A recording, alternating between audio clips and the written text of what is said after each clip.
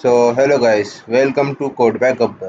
तो गाइस, आज की वीडियो में हम लोग देखेंगे structures in C plus plus. So guys, structures क्या होते हैं? तो अगर आपने मेरी स्टार्टिंग की वीडियोस देखा होगा तो उसमें ना मैंने आपको बताई थी दो किस्म की मतलब के टाइप्स होती हैं, डेटा टाइप्स। एक होती है यूज़र डिफाइंड डेटा टाइप्स और एक होती है प्री डिफाइंड। जो प्री डिफाइंड होती है उसमें हमारे पास इंटीजर आता है, फ्लोट आता है, करेक्टर आता है, स्ट्रिंग आता है, बूलियन वैल्यू आती हैं। बट जो यूज़र डिफाइंड डेटा टाइप होती है ना, वो होती है हमारी स्ट्रक्चर। सही है। तो अगर मैं आपको बताऊं स्ट्रक्चर का यूज़ केस क्या है। सही है।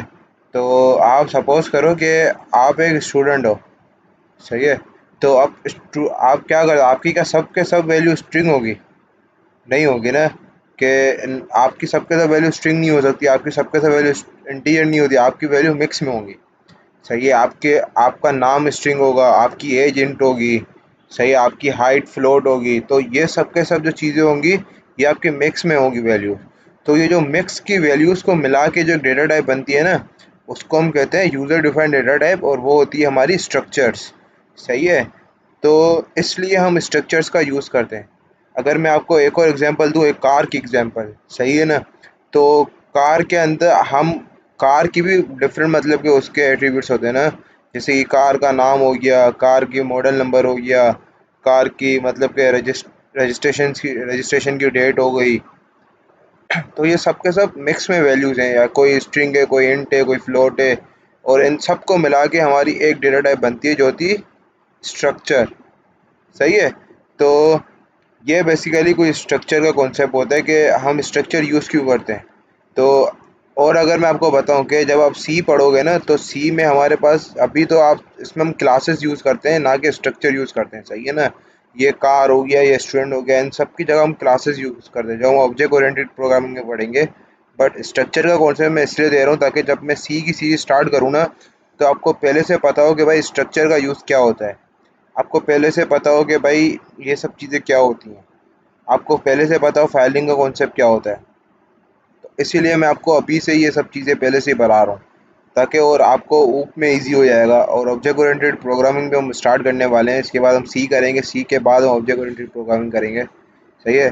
तो अगर मैं आपको स्ट्रक्चर की एग्जांपल दूं, तो मैंने आपको स्ट्रक्चर का यूज़ केस तो बता दिया, स्ट्रक्चर होता क्या है।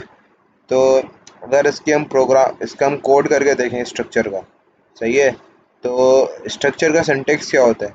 तो स्ट्रक्चर का सिंटेक्स ये होता है कि सपोज करो मेरे को किसी कार का स्ट्रक्चर बनाना है, यानी कि मेरे को पता है कि भाई चलो एक स्टूडेंट का डेटा बनाते हैं। सही है ना। अब मुझे पता है कि स्टूडेंट होता है ना, उसके अंदर क्या क्या होता है, उसकी एक आईडी होती है, एक नेम होता है, और एक डेट ऑफ बर्थ होती है। बट मैं अभी सिर्फ दो लेके चल रहा हूँ, एक स्टूडेंट का नाम और एक उसकी कोई रैंडम आईडी रख लेते हैं। सही है। तो सबसे पहले हम स्टूडेंट के स्ट्रक्चर को डिफाइन कैसे करेंगे। तो सबसे पहले एक स्ट्रक्ट नाम का कीवर्ड होता है, मैं वो लिखूंगा। सही है। और जैसे ही मैंने ये कीवर्ड लिख लिया ना, अब मेरे को स्ट्रक्चर किसके नाम का बनाना है, मेरे को स्ट्रक्चर बनाना है स्टूडेंट के नाम का। तो मैंने लिख दिया यहाँ पे स्टूडेंट, और फिर एक कर्ली ब्रैकेट ओपन, और मैंने यहाँ पे क्लोज कर दिया। और ये कर्ली ब्रैकेट जो मैंने क्लोज किया ना, इसके आखिर में मैं सेमी कोलन लाजमी डालूंगा, और फिर इसके बीच में मैं उन एट्रीब्यूट को डिफाइन करूंगा। सही है। अच्छा, आप ये एक चीज़ समझना, ये जो मैंने स्ट्रक्चर बनाया ना स्ट्रक्ट स्टूडेंट, खाली ये जो तीन लाइनें में लिखी है, इसकी जो मेमोरी होगी ना, इसकी मेमोरी होगी ज़ीरो। इसका यानी ज़ीरो स्पेस इसने मेमोरी में दिया होगा रखने का।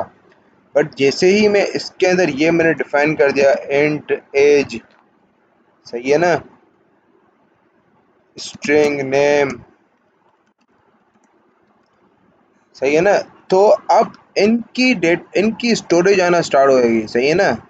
तो अब मैं अपने इस कंपाइलर की बात करूं, तो मेरा कंपाइलर है ना, वो मेरे को स्ट्रिंग की स्टोरेज देता है 24। सही है ना। और ये जो इंट है ना, इसकी मेरे को बाइट देता है 4। तो टोटल अब इस स्टूडेंट की साइज कितनी हो गई? 28। 28 क्यों हो गई? मेरे कंपाइलर के मुताबिक। सही है ना। क्योंकि मेरा कंपाइलर मेरे को स्ट्रिंग की 28 देता है, बट असल में स्ट्रिंग के जितने नंबर ऑफ करेक्टर होंगे उतनी उसकी साइज होगी। सही है। तो ये मैंने एक बना दिया स्ट्रक्ट स्टूडेंट का। अगर मैं इन दो लाइनों को हटा दूं, तो मेरी स्ट्रक्चर की साइज क्या होगी? ज़ीरो। बट अगर मैं इन दो लाइन को रख दूं, तो मेरी स्ट्रक्चर की साइज क्या होगी? 28। सही है।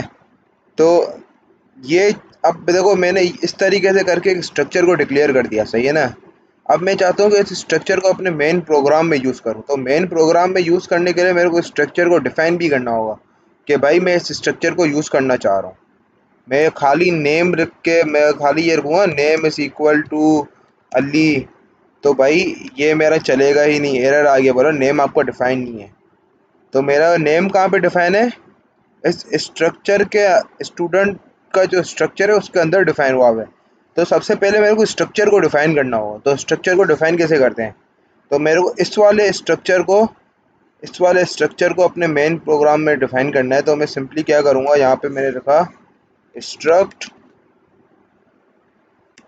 स्टूडेंट, और इस स्ट्रक्ट स्टूडेंट को मैं किसी और वेरिएबल से डिफाइन करूँगा, सही है ना। मैं तो वो वेरिएबल में सपोज करो एस रखता हूँ, सही है ना। तो अब मैं स्टूडेंट को एस नाम से इस स्टूडेंट का स्ट्रक्चर है ना उसको मैं डिफाइन करूँगा एस नाम से, सही है। ये बिल्कुल वैसे ही है जैसे अपन करते हैं ना, किसी इंटीजर वेरिएबल को डिफाइन करते हैं। तो जैसे कि मेरे को किसी इंटीजर को डिफाइन करना है तो मैं रखता हूँ ना इंट ए। अब मैं इस इंटीजर की वैल्यू को किससे एक्सेस करूँगा, ए से करूँगा। उसी तरीके से मैं स्ट्रक्ट स्टूडेंट, सपोज करो कि मेरा अभी ये वेरिएबल बन गया है, मेरी समझे, मेरा एक डेटा टाइप बन गई, जैसे इंट एक डेटा टाइप है ना, वैसे स्ट्रक्ट स्टूडेंट डेटा टाइप बन गया। अब इस स्ट्रक्ट स्टूडेंट को मैं किससे डिफाइन करूंगा, एस से करूंगा। जैसे मैं एक इंट को ए से कर रहा था ना, इंट एक मेरा डेटा टाइप थी जिसको मैंने ए से डिफाइन किया था। यानी अब मैं रखूंगा ना ए इज इक्वल टू 10, तो मेरी ए के अंदर 10 वैल्यू चले जाएगी। उसी तरीके से अब मेरी स्ट्रक्ट स्टूडेंट एक डेटा टाइप है और इसके अंदर मेरी मल्टीपल वैल्यूज हैं। तो मैं स्ट्रक्ट स्टूडेंट को किस तरीके से डिफाइन करूंगा, स्ट्रक्ट स्टूडेंट सपोज कर लो एक ये इक्वल टू इंट है। जिस तरीके से मैं इंट के अंदर वैल्यू डालूंगा ना, इंट के इस वैल्यू मेमोरी ब्लॉक के अंदर वैल्यू डालूंगा, उसी तरीके से मैं स्ट्रक्ट स्टूडेंट एस के अंदर वैल्यू स्ट्रक्ट स्टूडेंट के अंदर वैल्यू डालूंगा। तो इस स्ट्रक्ट स्टूडेंट को मैंने डिफाइन किससे किया, एस से किया। अब एक मसला आ गया भाई, एस के अंदर तो दो वैल्यूज हैं तो उनको कैसे करूंगा। अब सपोज करो मेरे को एस के अंदर का नाम को डिफाइन करना है, तो मैं रखूंगा एस डॉट।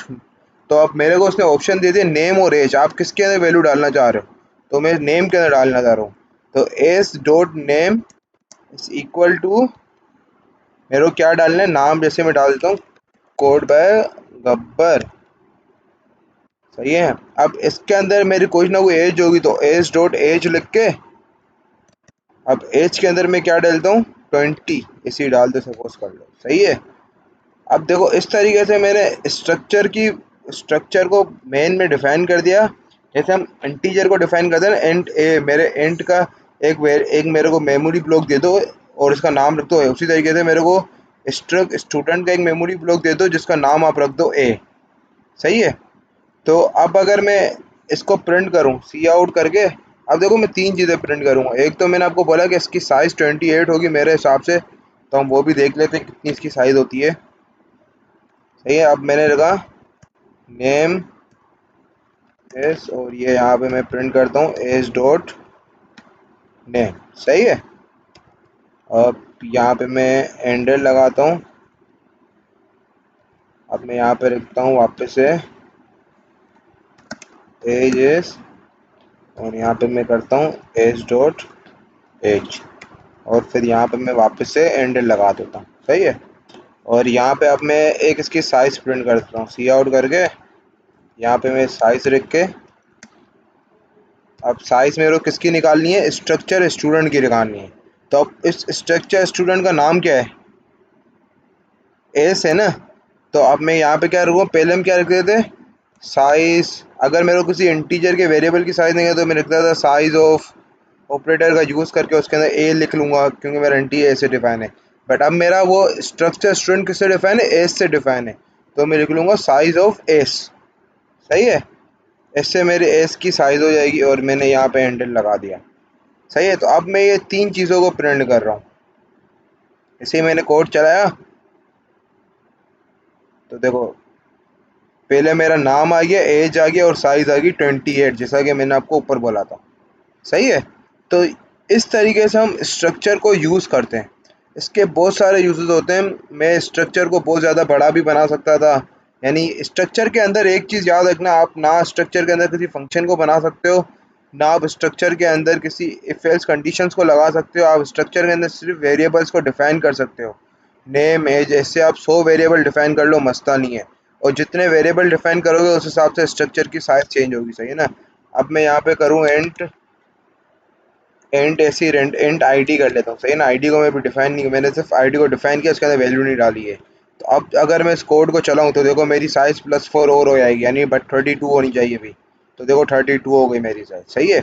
तो जितने आप इस स्ट्रक्चर के अंदर वेरिएबल डालते जाओगे उतनी आपकी साइज चेंज होती जाएगी, सही है। तो ये हमारा स्ट्रक्चर था। अब अगर मैं यहाँ पे इफ लिखूँ, if name is equal to Ali, तो देखो एक्सपेक्टेड डिक्लेरेशन आ गया मेरा, यहाँ पे एरर आ गया, क्योंकि मैं इसके स्टूडेंट के ये जो स्ट्रक्चर है स्टूडेंट का, उसके अंदर मैं इफ एल्स की कंडीशन यूज़ नहीं कर सकता हूँ। इसके अंदर मैं कोई लूप्स भी नहीं बना सकता हूँ, क्योंकि हम सिर्फ इसके अंदर वेरिएबल को डिक्लेयर करते हैं। ये होता है स्ट्रक्चर, सही है।